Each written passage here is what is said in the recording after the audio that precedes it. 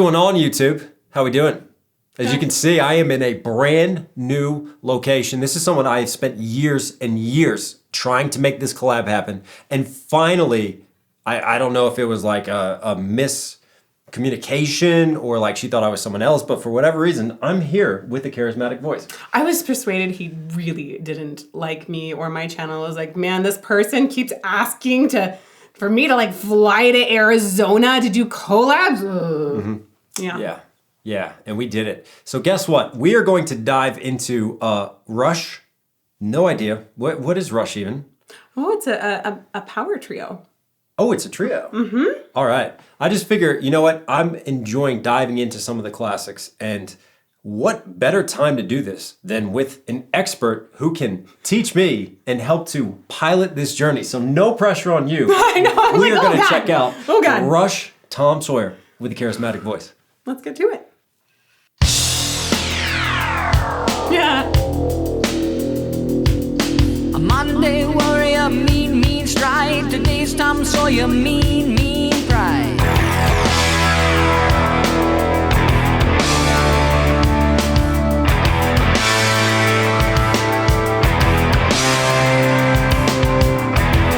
Though his mind is not for rent, don't put him down as arrogant. His reserve a quiet defense, writing out the day's events.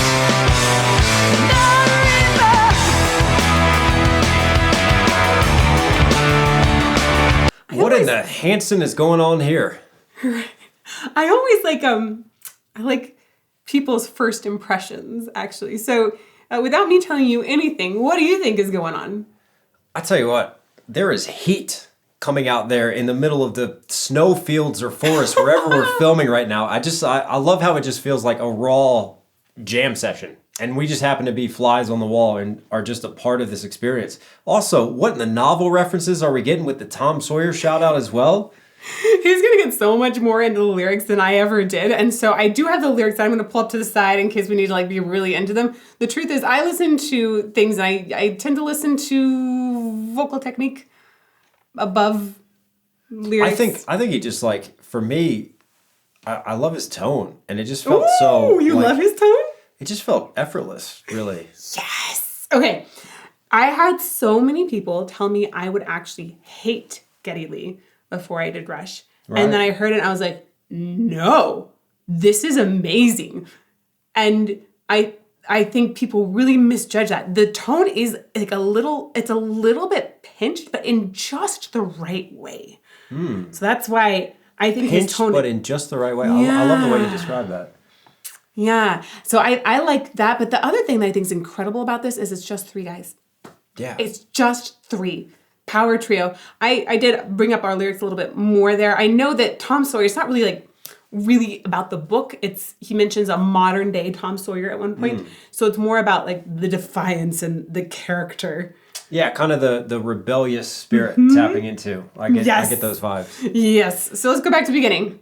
And interestingly, you pointing out the trio, because it feels so much fuller. It feels so much more like big band. Right? You know? It's really amazing what they do with just the three guys. Yeah. Also, do you feel like you're in an old video game right there? I definitely felt like I was playing Atari.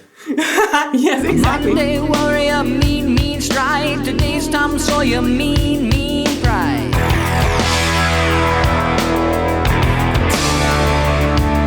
Mean pride. Like, just what an interesting but simple line. Mean pride. I just love that. Yeah. I like the way he actually is very rhythmic in his singing, which made me think also that it is like I'm feeling like some sort of rap rhythms here, and just the way that it's just like kind of just punched in, like. But he's also got this like really lovely legato because it's always present. I don't feel like we don't want the singing line to be fading in and out, and we don't want it not just to fade in and out, but also move it in and out of resonance pockets. Right. You talk about being in the pocket in one way. I talk about being in the pocket sometimes as being in a resonance pocket. Right. You need to maintain a certain funneling essentially of your sound that's created down here. And as it comes up here, it needs to funnel through a similar area to have continuity, or you'll lose the audience. They'll be like, oh, what, it kind of like blipped out there. And Geddy Lee actually funnels into a very narrow area that's got a little bit of nasality. Right. Yeah. Nasality. Yeah. Kind of like me today with my cold. I can't wait to get germs. Monday, warrior, mean stride. Today's Tom Sawyer, mean pride. I'm so sorry. I'm gonna stop again. I know. Hey, like I said, you're piloting this, and we like to pause on this channel, so that's okay. Yes, I know. Both of our channels are so pause happy because that's where we get to gain extra appreciation for the song. So we're gonna be extra pause happy because there's two of us. Continue. Yeah. I wanted to actually point out mean. Mean is one of the best words to help get that resonance threading set right away for him because the M and the N are both closed. The mouth is closed. Mean. Ooh. And the E also is extremely forward. So it sets up this nasal resonance, and the E vowel being super forward. It's forward nasal resonance immediately. So great way to get that lined.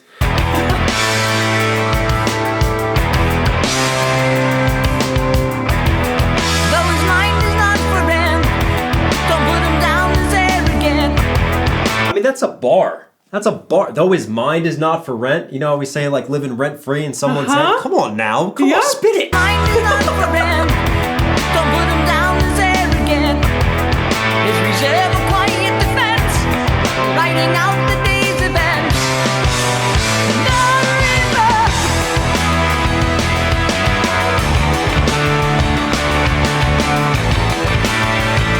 Reserving a quiet defense, riding out the day's events. There is that, setting it up with Tom Sawyer at the beginning as well. Just that sort of like trying to go against whether it's society or the grain or something and feeling a little beat down. But still, I feel that resilience within the music too. Yeah. I feel like it just matches the theme of the lyricism well too. Right. It just has like I feel like this song ends up feeling very freeing on so many levels.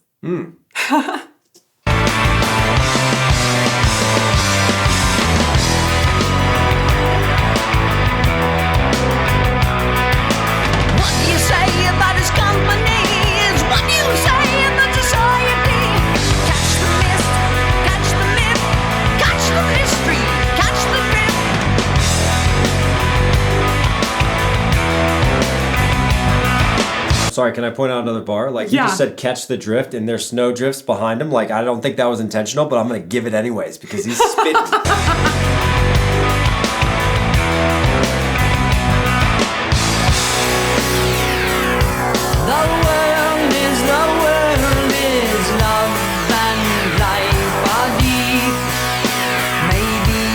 Skies are white.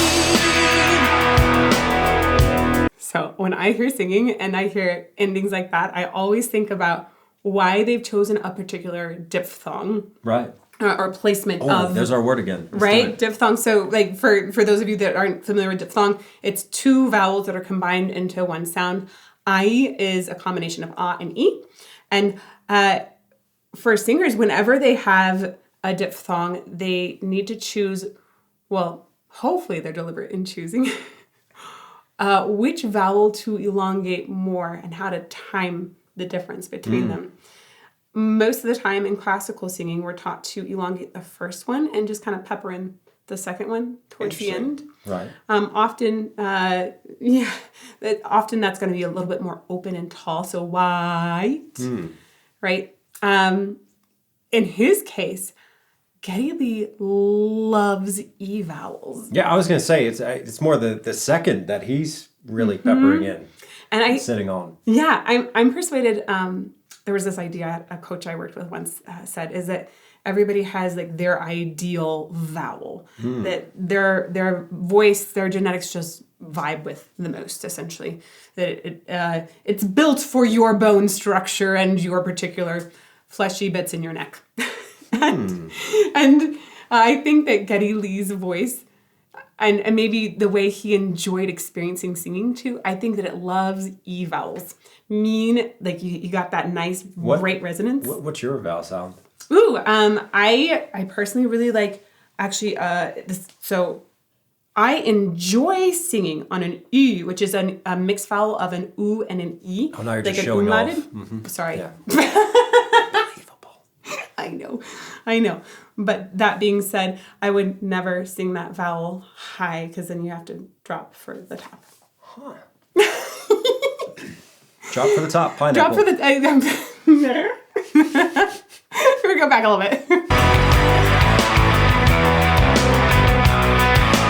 What do you say about his company is what you say about society. Yeah, like there is some greater lyricism here that I love too. What you say about his company is what you say about society. There's some speaking out here. There is that, again, like we talked about, that sort of rebellious uplifting and empowerment here. Yeah. And dissonance as well. I feel that like disassociation with certain things. Yeah, and I think that the music also has that rise in it that goes with that statement. That there's a certain bite to the music to support it. Yeah.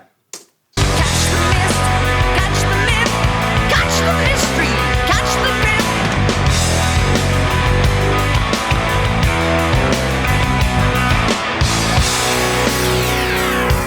The world is love and life are deep. Maybe I really like, he's really specific about singing through consonants. This is related to rap as well, in the way that sometimes you really want to accentuate a certain consonant, or sometimes you want to just like barely touch on it. Like sometimes it wants to be a sprinkle, and sometimes it wants to be your frosting.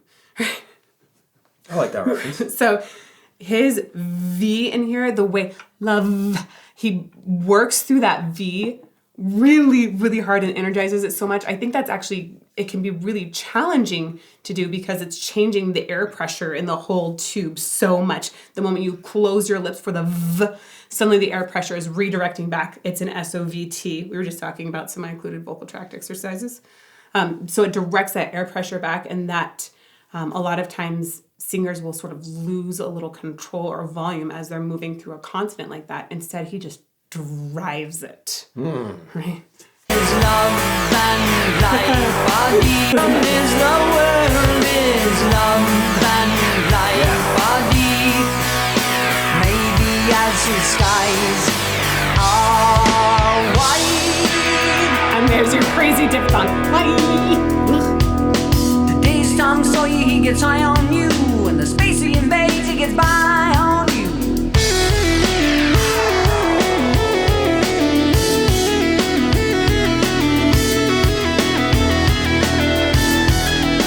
Oh, we are in the Matrix now.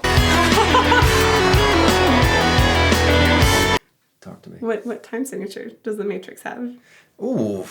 Well, I don't know. Do you like mess around with time signatures much? You mess around with flows, which are, I guess, really, I think that they have a lot in common with time signatures. But is that something? I think because obviously it's not like we're properly trained in music school, so we're sat there and we're going, oh yeah, let's jump from a 4/4 into a 3/4. Let's dive around into different places. We're more just we kind of just feel it and it makes sense to us, and then when it's time to change, I feel like we change it. There we go. It feels a lot more organic. But gosh, I really wonder if we make a mistake actually when training at a young age at not introducing kids to more time signatures in general, because they don't instinctively feel the world in 4/4, but most of us, when we get to adults or like even elementary school, we do feel it in 4/4, maybe 3/4. But one of the things I like about Rush, and especially about Neil Peart, is the way he's so fluid in being able to move between different time signatures. And this one is fascinating to me because it goes into 7/8, and that's very uncommon. Yeah. Right? And a lot of times we've had 4/4 in other spots. So let's Because go 4/4 is back. obviously the more traditional. That's Yeah. more what you get used to, and then switching into a 7/8. That's cool. Right. 2, 3, 4. Yep. Right. Today's Tom Sawyer, he gets high on you, and the The Swayze and Basie gets by on. 7, 1, 2, 3, 4, 5, 6, 7, 1, 2, 3, 4, 5, 6, 7. That's 1, cool. 2. It's so smooth. Right? Yeah, that was just a seamless switch up coming out of the 4/4 into the 7. Right? I was like, cool. It's like that's a satin time signal. Yeah, for rappers, that's a flow switch that we talked about Yeah. on the Eminem breakdown, you know, like just so seamless. I just love when you can just like fit from one pocket into the next and kind of Right. guide it in, and it just feels so natural with the music. I feel personally, I feel like this is something that some classical music, especially, gosh, there's a lot of classical music that will do this, that flows between different time signatures a little bit more, or combines polyrhythms as well. And I feel like it's something we've just lost touch with as a wider public. I would love to see that come back, because I think it allows you, it's almost like speaking another language. It allows you just get a different mindset. I think because you just have like the traditional formula that labels know is successful in mainstream music nowadays and successful for radio, and you often just find those 4/4 safe signatures, whereas it's nice to get away from that. And I agree, like I love music that starts to push boundaries and gets more experimental. We Yes. need more of it. Yeah, and I actually think that there is an opening, like a little bit of a craving that public might be interested in this, partly because Billie Eilish did like a little messing around with tempo and time signatures and some of the early stuff, and people just sucked that right up. So it's like, ooh, could we do something like maybe, possibly? And now that I'm learning about rap and flows and how much people really love that, I feel like there is an opening here. There's a lane. There's a lane for it.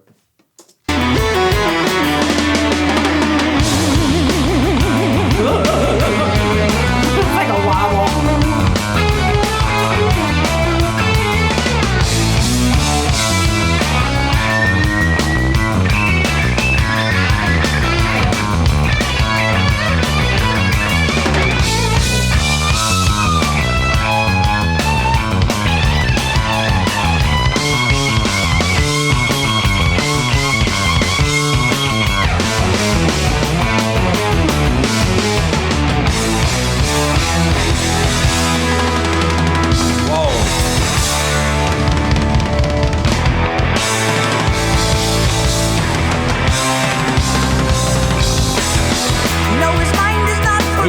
Wow, he kicked out of some signatures there. That was really dope. Right? Wow. It's so woven. It's like you have satin cloth and there's not even a seam in it the whole time. No, I love that. I love that. And I'm glad that you tuned me into that, because then you sit here and you start looking for it and you're like, oh, wow. Yeah. Like you really appreciate what he's doing there. Right? Yeah.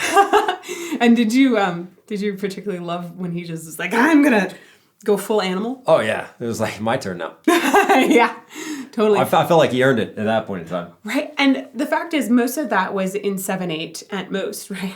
And they really started taking off with it. Yeah. A lot of people would find a 7/8 time signature like incapacitating, right?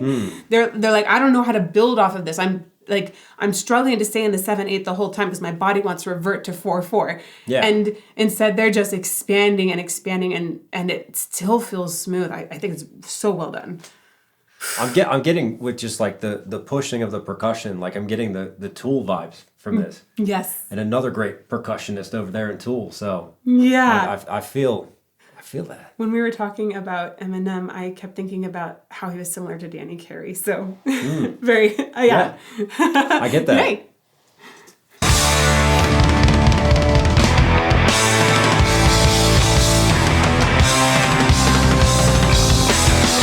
No, his mind is not for rent to any god or government.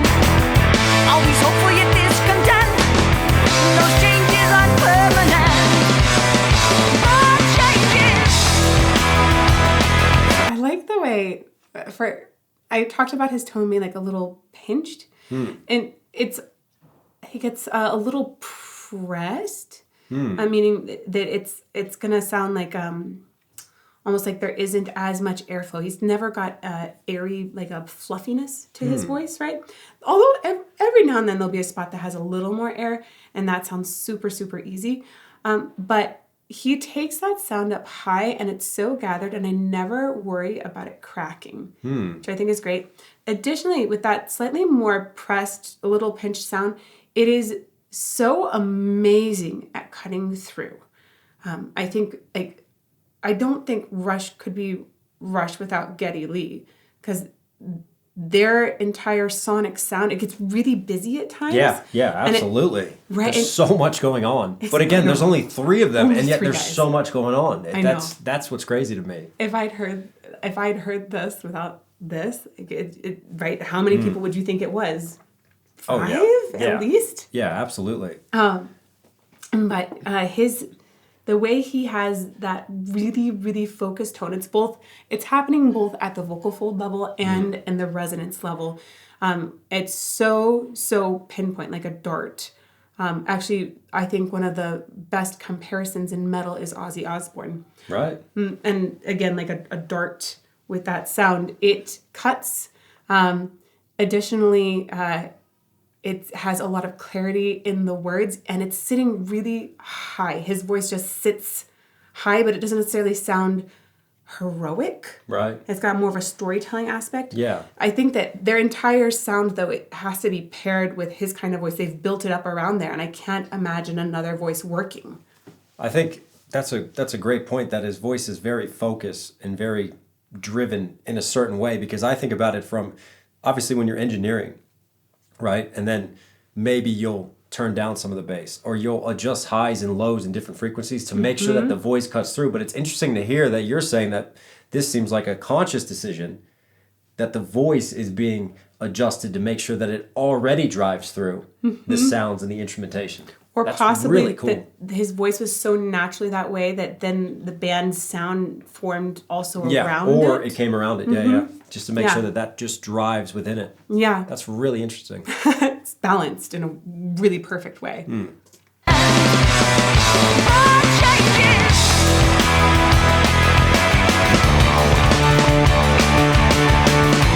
really like the bass there.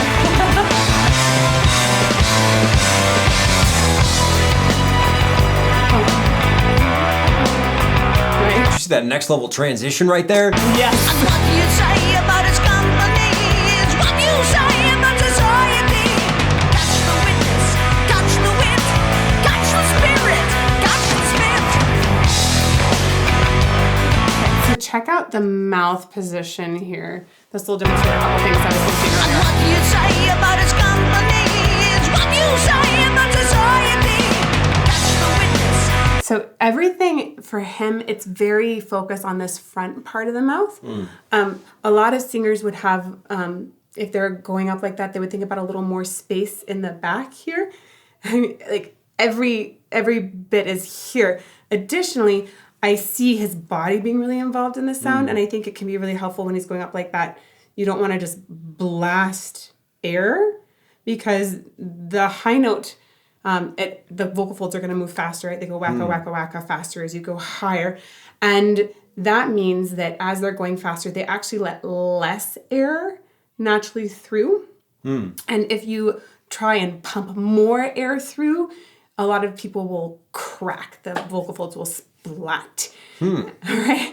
So I think it's important. He stays super gathered. He does drop some for the top, but he stays, meaning that's a whole nother physics discussion, but dropping for the top. And I think it's really impressive the way he stays gathered and he's hooked into his body to help essentially resist the air pressure from just splatting out. And I also like his tone, because for a male vocalist, it really is unique to me to listen to. Super unique tone. Yeah. Yep. It's what you say about society. Catch the witness, catch the wit, catch the spirit, catch the spit. Catch the wit, catch the spirit. I'm loving the lyricism too. The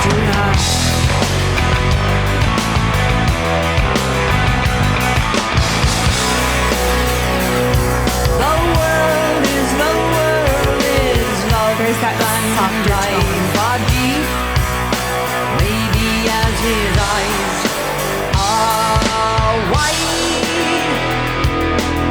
does one of those E sounds, doesn't he? Right? Like, that is his sound. That's his sound. That's his signature. It's got that, like, it's like Why? that laser. That laser comes out on that E vowel especially. It's like when you do like the awkward bye. Bye! Yeah, It's exactly that. It's the same diphthong. Okay. Yeah. Exit the warrior, today's Tom Sawyer. He gets high on you and the energy you trade. He gets right on to the friction of the It's right on to the friction of the day. Yeah, man, they're having Right. fun with their word placement. to the friction of the So specific about his timing of the consonants too. I love how that, like, the keys there started to bring back the idea that of when they first went into that 7/8. But it just started and then calmed down and resolved to a note before. the friction of the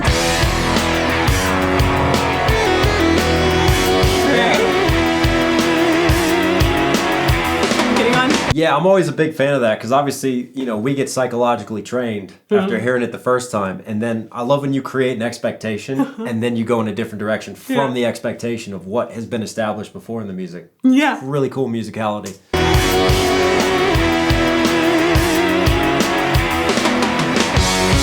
So good.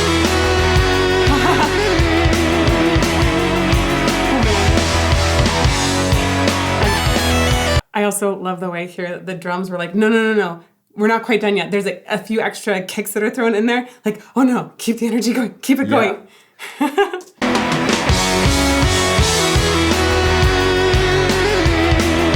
Yeah. Wow. Right? The drum is...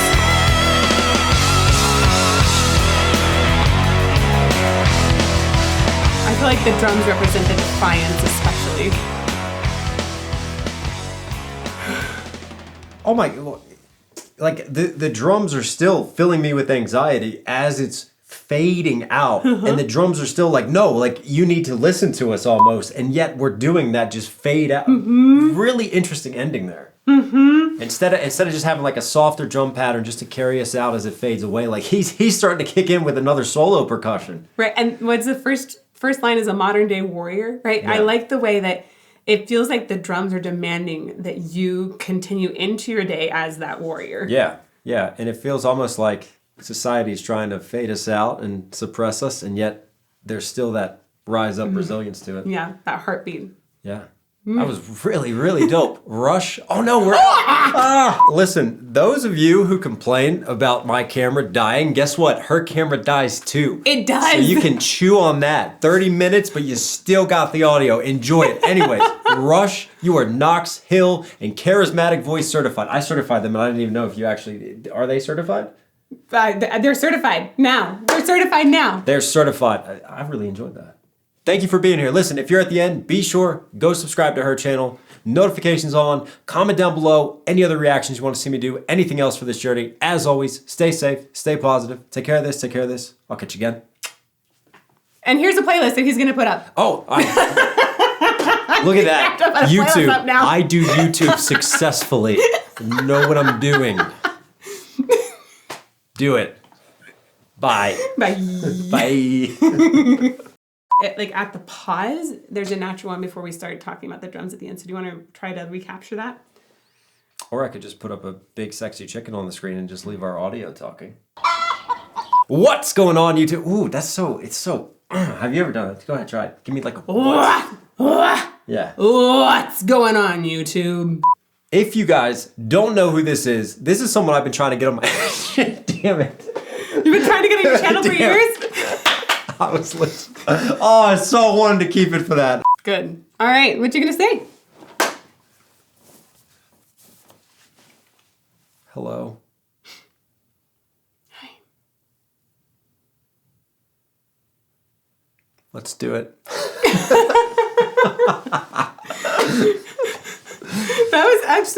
That would be a brilliant intro at some point. I gotta say. Thank you. You know, I do what I can. This is why I do my intros afterwards.